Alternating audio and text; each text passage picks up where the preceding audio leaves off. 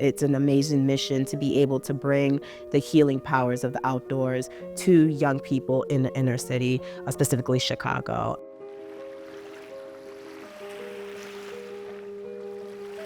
My name is Zorbari Nwidor. I am the incoming executive director of Chicago Adventure Therapy. What is adventure therapy? Essentially what it is using outdoor sports, using nature for healing and positive mental health. And it really is about pulling out the strengths that people have, as opposed to being about a medical model, which is that something's wrong with people. And in being strengths-based, we really found then that we needed to be youth-centered.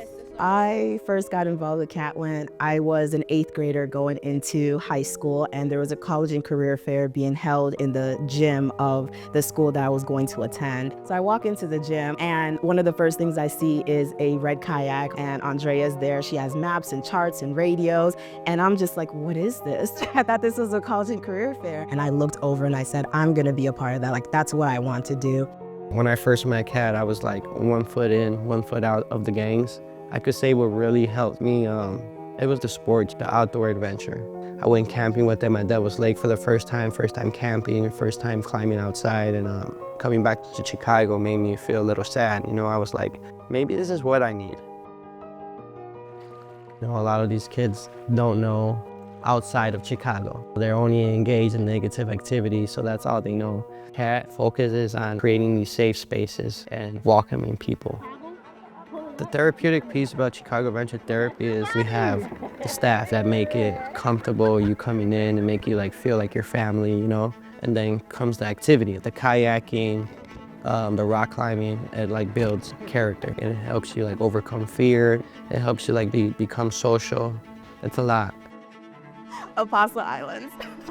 This year's trip, 2024, Apostle Island. It is bigger waters. It is more challenging conditions and environment. There are people who say you can't take beginner paddlers on Lake Superior and that you can't take them to the Apostle Islands. But a risk assessment is dynamic. You have to know what the forecast is. You have to have solid ratios. You have to have good leaders. The first day, it was just all about logistics, getting people tents and sleeping bags and boats, and that was pure chaos. So I have that list right there, and then here's the list that we're going to need to pack boats. There should be no more room left in these boats. The idea is to be able to introduce them to Lake Superior, to be able to take them to the mainland sea caves, to be able to make a crossing, to be able to camp on an island, to take people to that next level of paddling. It's beautiful out here, and you don't really get to see much of that back where I'm from at home, you know? The rocks, the caves, everything, the people, the vibes are amazing. The conversations, it's life-changing, honestly. Awesome, I ain't gonna lie. I didn't know I was gonna like it so much until I got to the 3rd time of falling in. I'm like, man, I can keep doing this.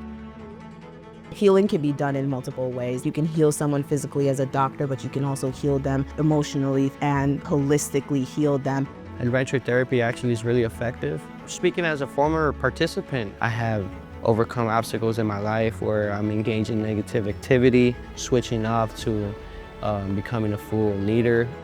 Even if it's just one young person who walks away and says that this changed my life, that this opened my eyes to something more, to something different, to something else, it makes it worth it.